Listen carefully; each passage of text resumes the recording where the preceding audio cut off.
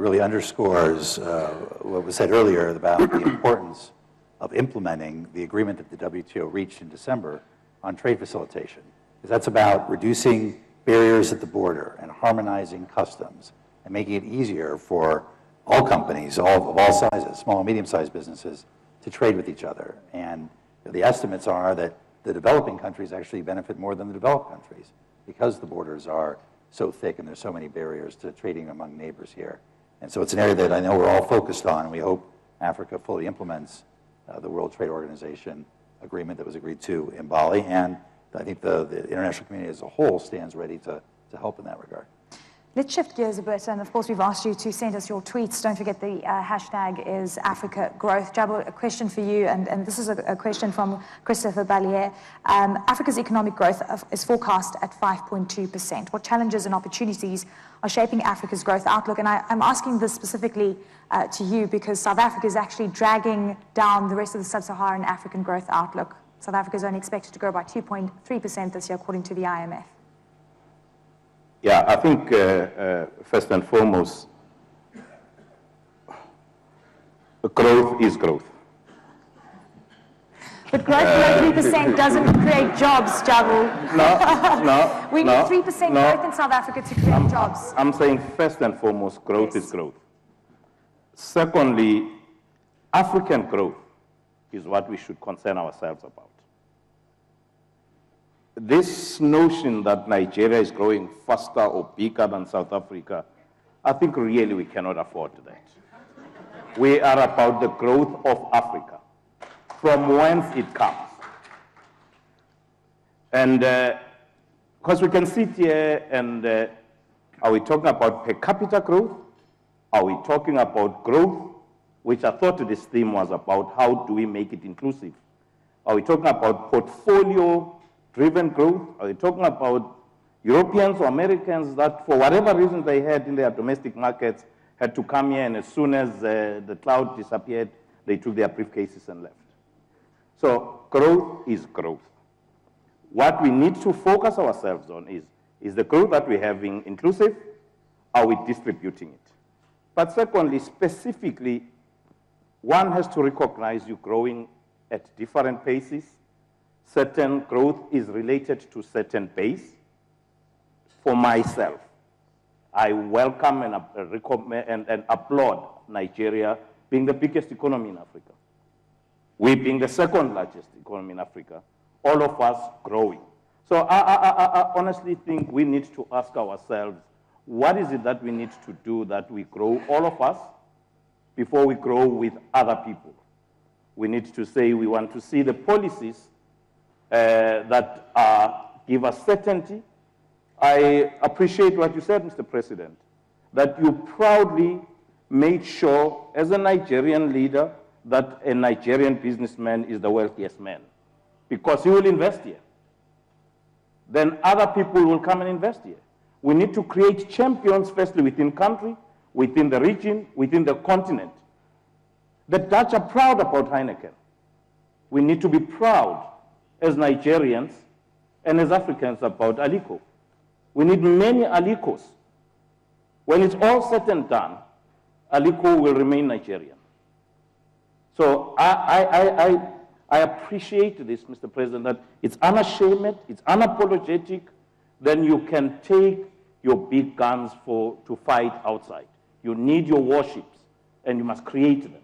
So just to conclude from my side, the certainty we need. Business people, all what they want is policy certainty. They have a concept in business calling WACC, weighted average cost of capital. They will price the risk and decide whether to invest on the basis of what return they're going to get. So don't worry about them. Just create the policies. They want to influence your policy formulation. Allow them. Set the policy, hold them to policy, but don't set policies and change them every week.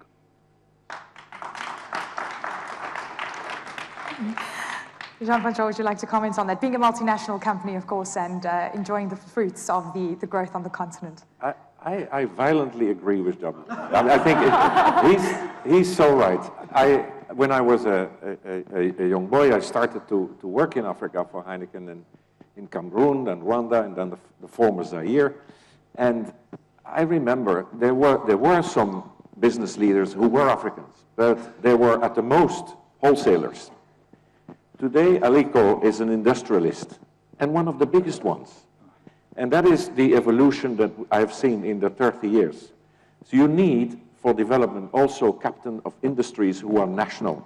Okay. Capitalism cannot be built only by foreign direct investment.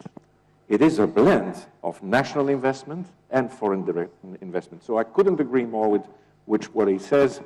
And I think for the growth rates, I made a comment on that because I sensed you didn't enjoy the comment of making a comparison between the growth rate of South Africa and Nigeria.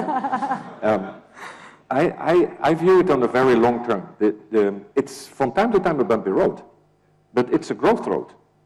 And I don't think you can stop it because you can't stop the population growth. You will not stop urbanization. And what will be important for public policies is to create the condition that that movement, which you cannot control anymore, is going to be successful and good for the countries. And that goes all into making the step from subsistence agriculture to commercial agriculture.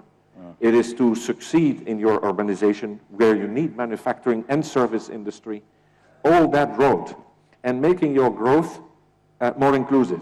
Because we all agree to say we have growth, but inequalities are sprawling also. But that is not a unique phenomenon to Africa. It's a phenomenon of all emerging economies which are growing. You see inequalities growing. And I suppose it is a step that you have to go through before you're able again to correct it. I wouldn't be over worried about that as long as you continue to work on the fundamentals to improve on that inclusion.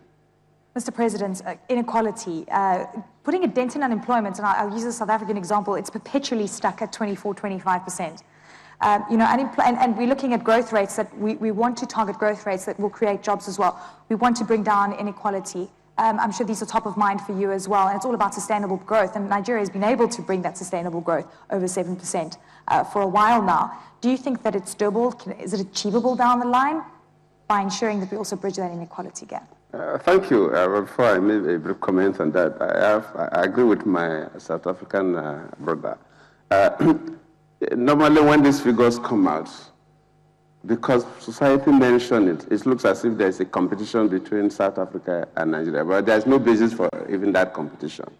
Because just like you mentioned, yes, GDP is big, but when you talk about the per capita, South Africa is much more higher than Nigeria. Even in terms of manufacturing, the industrialization, South Africa is higher. But the key thing is that how would the African countries come together using their comparative advantages in the various areas, try to push the continent and make sure that we create an inclusive growth that all Africans will be able to move.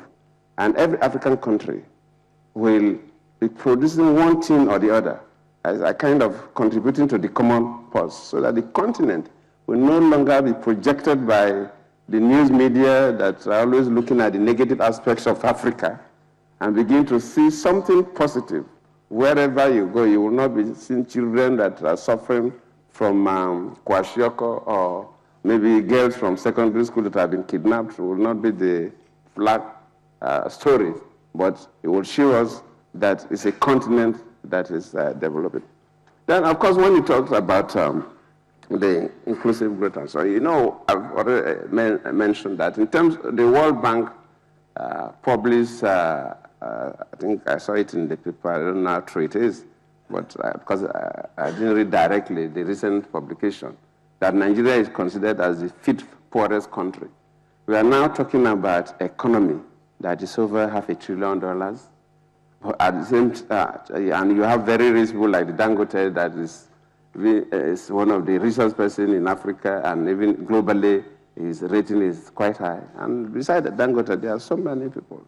And I say that if you look at Nigeria as a country, the number of Nigerians that own private jets, because so many Nigerians own private jets. But that country, he said that is among the 5 poorest countries. So you really see the inequality there.